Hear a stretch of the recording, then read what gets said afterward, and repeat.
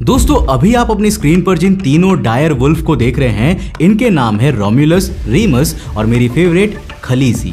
वही Dyer wolf जो आज से 12,000 साल पहले मैमथ जैसे जीवों के साथ आइस एज में विलुप्त हो गए थे, लेकिन आज वो फिर से पृथ्वी पर लौट आए हैं।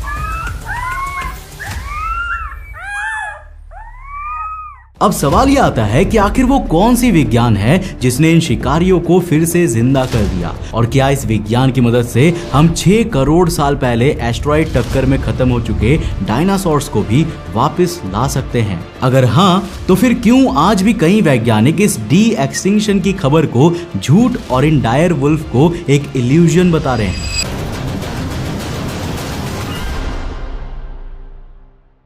और सिर्फ यही नहीं, पृथ्वी पर कुछ और अजीब घटनाएं भी लगातार घट रही है।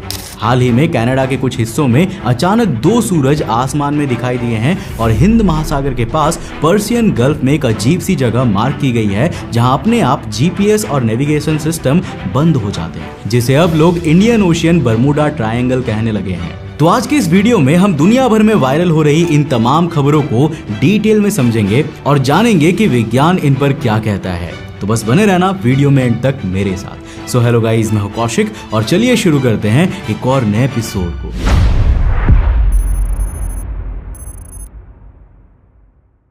जब साल 2025 में कोलोसल बायोसाइंसेस नाम की एक कंपनी ने 3 डायर वुल्फ के जन्म की अनाउंसमेंट की, रोम्यूलस, रेमस और खलीसी, इनकी वीडियोस को इंटरनेट पर अपलोड करना शुरू किया तो ये तुरंत ही पूरी दुनिया में वायरल हो गई।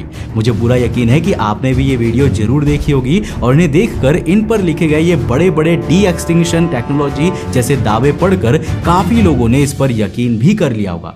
मैंने भी कर लिया था, जबकि मैं तो विज्ञान में होने वाली हर अपडेट को काफी फॉलो करता हूँ। लेकिन जब मैंने इनकी सच्चाई जानने के लिए इंटरनेट पर रिसर्च की तो मुझे कई चौंकाने वाले फैक्ट्स पता चले, क्योंकि इन वीडियोस के बाद से वैज्ञानिक समुदाय में अजीब सी हलचल मच गई।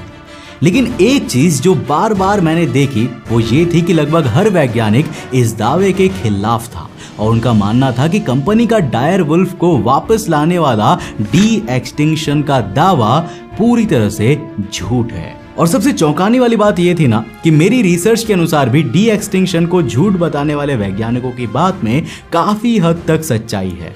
पर कैसे? क्या इंटरनेट पर वायरल हो रहे ये 3 वुल्फ वाकई एक्सटिंक्ट हो चुके डायर वुल्फ ही हैं? वेल, चीजें इतनी भी सिंपल नहीं है, तो चलो इन्हें सिंपल करते हैं और पूरे टॉपिक को डिटेल से समझते हैं। वेल, ये कहानी शुरू होती है आज से हजारों साल पहले, आइस एज के आखिरी दौर में, जब पूरी पृथ्वी कुछ ऐसी दिखा करती थी, जिस पर जूम करके अगर यहाँ जाए तो हमें दिखते हैं बर्फ से ढके उत्तरी अमेरिका के मैदान, और इन मोटी बर्फों में तेजी से अपने शिकार के पीछे दौड़ते एनोसियन डायरस यानी डायर वुल्फ। नाम जितना भयानक, उसकी दुनिया उतनी ही क्रूर। बर्फीली हवाओं में शिकार करने वाले ये भेड़िए आज के ग्रे वुल्फ से कहीं ज्यादा बड़े, ताकतवर और खतरनाक थे। 5 से 6 फीट लंबा शरीर, दोगुनी ताकत वाला जबड़ा और ऐसी तेजी जो बड़े से बड़े शिकार को भी सेकंडों में जमीन पर गिरा दे, इंसान को भी। हाँ, आपने सही सुना, आइस एज के शिकारी डायर वुल्फ केवल मैमथ्स, आइस एज हॉर्सेस, आज के हाथियों जैसे विशालकाय मैस्टोडॉन के बच्चे या बाइसोन का ही शिकार नहीं करते थे, बल्कि उस समय के इंसानों यानी आदि मानवों का भी शिकार करते थे। लेकिन एक शिकारी सिर्फ ताकत से नहीं बल्कि टीम वर्क से जीतता है, और डायर वुल्फ की सबसे बड़ी खूबी थी टीम वर्क। रात के अंधेरे में ये झुंड बनाकर अपने शिकार को चारों तरफ से घेरते थे। पहले उसके भागने के रास्ते को बंद करते थे, फिर शिकार पर हमला करते थे एक साथ, एक लय में, जैसे कोई सेना युद्ध लड़ रही हो। लेकिन फाइनली करीब 12,000 साल पहले जैसे जैसे पृथ्वी गर्म होने लगी ना, ग्लेशियर्स पिघलने लगे, जंगलों की जगह घास के मैदान आ गए, आइस एज खत्म होने लगा, जिसका सबसे बड़ा असर पड़ा उन विशाल जानवरों पर जो डायर वुल्फ का खाना थे। धीरे धीरे वे गायब होने लगे, जिसका नतीजा ये हुआ कि अब इन डायर वुल्फ को शिकार मिलना बंद हो गया और सर्वाइवल का खेल सिर्फ फिटनेस नहीं, लचीलापन यानी फ्लेक्सिबिलिटी पर भी निर्भर हो गया। यहाँ एक और शिकारी धीरे धीरे आगे बढ़ रहा था, ग्रे वुल्फ, जो आकार में छोटा था लेकिन ज्यादा अडेप्टेबल था। वो छोटे शिकार पर भी जिंदा रह सकता था। जहां dire wolf bone crushing jaws से बड़े शिकार पर निर्भर थे, वहीं पर ग्रे वुल्फ अपने झुंड के साथ छोटे प्रे को भी संभाल सकता था। और यहीं से डायर वुल्फ का अंत शुरू हुआ, यानी एक ऐसा एक्सटिंक्शन जिसने इस पूरी प्रजाति को पृथ्वी से मिटा दिया। अब किसी एस्ट्रॉइड ने उन्हें नहीं मारा, ना ही किसी बीमारी ने, उनकी भूख ने उन्हें मिटा दिया। और शायद इसमें भी प्रकृति की ही मर्जी रही होगी। लेकिन अब इंसान सीधे सीधे उसे चुनौती दे रहा है, वो भी एक वीडियो के जरिए, इन 13,000 साल पहले मिट चुके जीवों को पृथ्वी पर दोबारा पैदा करके। पर आखिर हमने ऐसा किया कैसे, और क्यों वैज्ञानिक इसे केवल एक झूठा इल्यूजन बता रहे हैं?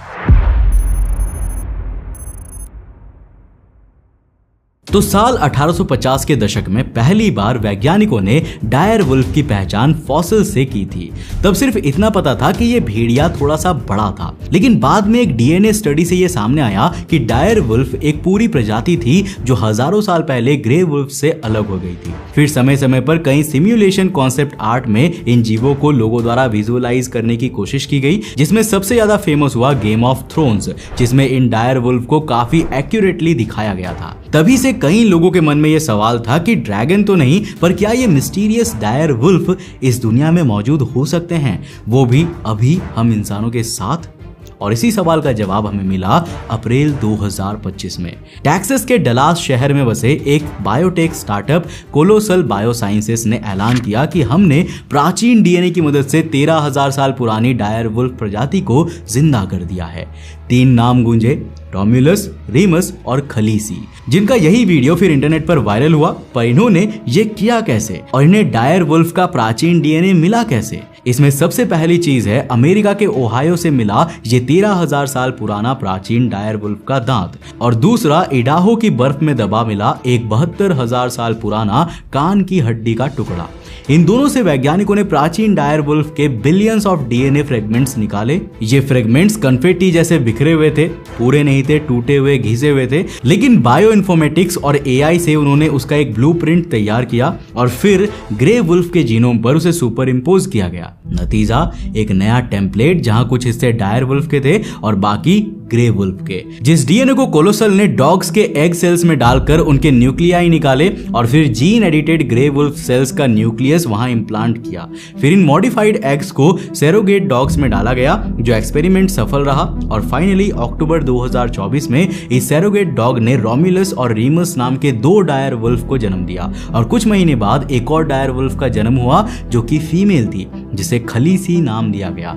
वजन 80 पाउंड के करीब, सिर चौड़ा, सफेद कोट और हड्डियों का स्ट्रक्चर टिपिकल ग्रे वुल्फ से अलग, थोड़ा ज्यादा रॉबस्ट। लेकिन सवाल अभी भी वही है, क्या ये वाकई आइस एज में पृथ्वी पर राज करने वाले डायर वुल्फ हैं?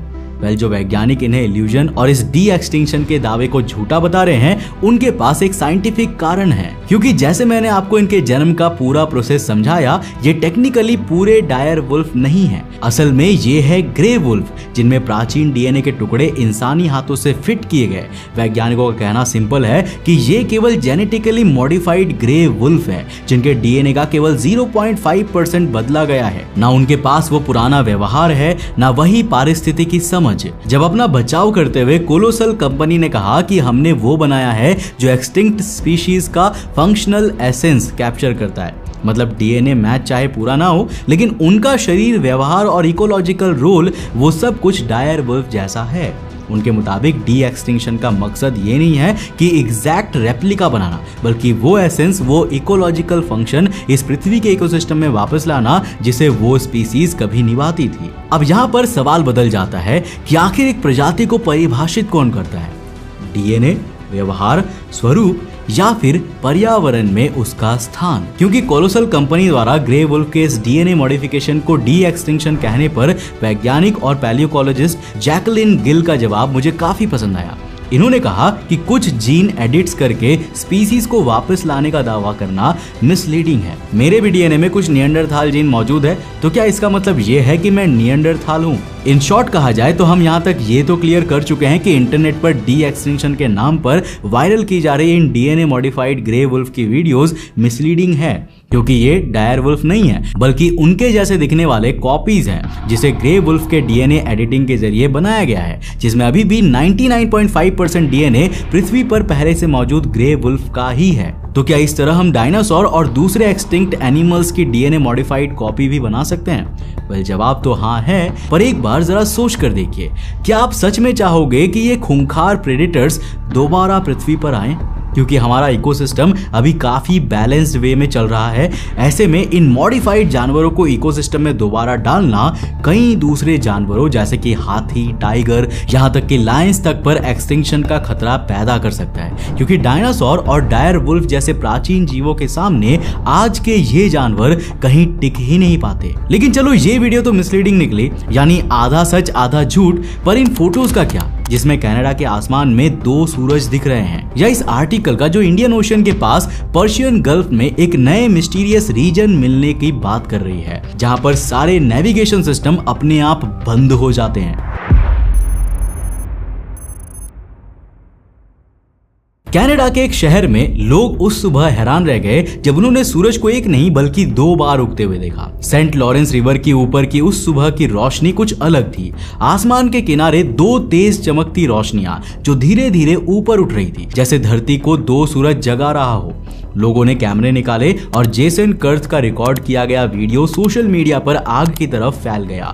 हर फ्रेम को देखकर लग रहा था जैसे कोई ऑल्टरनेट रियलिटी खुल गई हो। सवाल उठने लगे कि क्या ये वाकई इल्यूजन था, या फिर कोई स्पेस एनोमली, या फिर किसी दूसरे डायमेंशन का गेटवे खुल गया था। लेकिन इस रहस्य से पहले एक और खबर की चर्चा जरूरी थी, वो जो कहती है भारत के पास एक नया बरमूडा ट्रायंगल बन चुका है। 14 मार्च से 4 अप्रैल 2025 के बीच यूके मैरीटाइम ट्रेड ऑपरेशन यानी यूकेएमटीओ को दर्जनों रिपोर्ट्स मिली, जिनमें जहाजों को बैकअप नेविगेशन सिस्टम्स का इस्तेमाल करना पड़ा क्योंकि जीपीएस सिग्नल कुछ घंटों के लिए पूरी तरह से गायब हो गया था। ये घटनाएं खास तौर पर ईरान के हॉर्मुज जलडमरू मध्य में दर्ज की गई, जो भारत के पश्चिम में फार्स की खाड़ी के पास है। रिपोर्ट का दावा है कि इस इलाके के आसमान और समुद्र में कुछ अजीब चल रहा है, जिसकी वजह से सभी जीपीएस सिस्टम बंद हो जाते हैं। ये कुछ वैसा ही था जैसा अटलांटिक में बरमूडा ट्रायंगल में होता है। तो क्या सच में इंडियन ओशन के पास एक नया बरमूडा ट्रायंगल बन रहा है? तो आखिर इन अजीब घटनाओं के पीछे की सच्चाई क्या है? तो चलो पहले पर्शियन गल्फ वाले बरमूडा ट्रायंगल की बात करते हैं। तो 14 अप्रैल को जब कई प्लेन्स और शिप्स इस क्षेत्र से गुजर रहे थे ना, तब अचानक उनके नेविगेशन सिस्टम फेल हो गए। ये सुनकर इनिशियली लगा कि शायद कोई नेचुरल ग्लिच होगा, लेकिन कुछ ही समय में अमेरिकन मिलिट्री एक्सपर्ट्स समझ गए थे कि इसके पीछे कोई प्राकृतिक शक्ति नहीं बल्कि मानव निर्मित इलेक्ट्रॉनिक टैक्टिक है। इस क्षेत्र की सबसे बड़ी शक्ति ईरान ने एडवांस्ड इलेक्ट्रॉनिक डिवाइसेस के जरिए और शायद पृथ्वी की कक्षा में मौजूद कुछ सैटेलाइट्स की मदद से इस रीजन में जीपीएस सिग्नल को ब्लॉक करना शुरू कर दिया है। पर आखिर क्यों?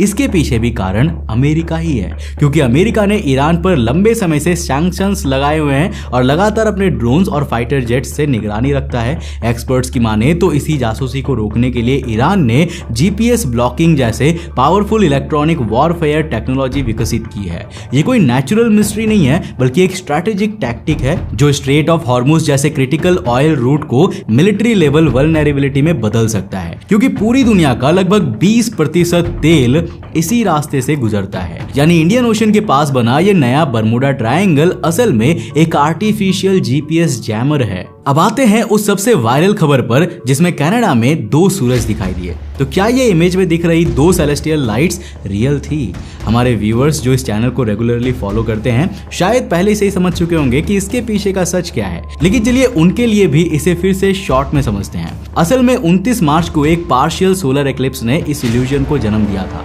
जब सूरज, चांद और पृथ्वी एक रेयर अलाइनमेंट में आए तो चांद ने सूरज का कुछ हिस्सा ढक लिया, लेकिन होराइजन के पास लाइट रेस के रिफ्रैक्शन और एटमॉस्फेरिक बेंडिंग के चलते ऐसा ऑप्टिकल इल्यूजन पैदा हुआ जिसमें सूरज 2 बार उगता हुआ दिखाई दे रहा था। इस फिनोमेना को सन डॉग्स या मॉक सन कहा जाता है, जो ब्राइट स्पॉट्स की तरह सूरज के दोनों तरफ तब दिखते हैं जब एटमॉस्फेयर में आइस क्रिस्टल्स मौजूद होते हैं। तो चलिए अंत में एक छोटा सा रिकैप कर लेते हैं। हमने सबसे पहले बात की उस viral dire wolf de extinction video की, जो वास्तव में मिसलीडिंग थी क्योंकि वो डायर वुल्फ की रियल वापसी नहीं बल्कि जेनेटिकली मॉडिफाइड ग्रे वुल्फ की ही एक कॉपी थी, जिसमें केवल 0.5% एंशिएंट डीएनए था।